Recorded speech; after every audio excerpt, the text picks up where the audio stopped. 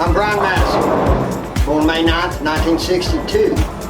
Fixing to turn 61 years old. Kind of grew up in the bowling alley. My folks, my parents, they bowled on leagues.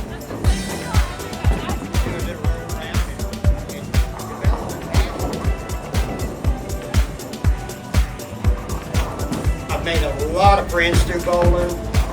I've accomplished a lot. I'm bowling better now than I ever have in my life.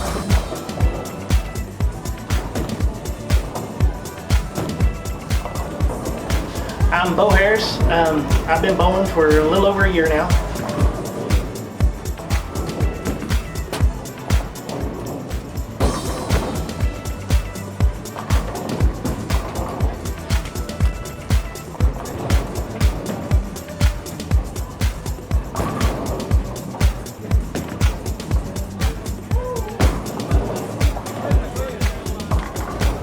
Once I started getting better and everything, Cody started getting me into the league.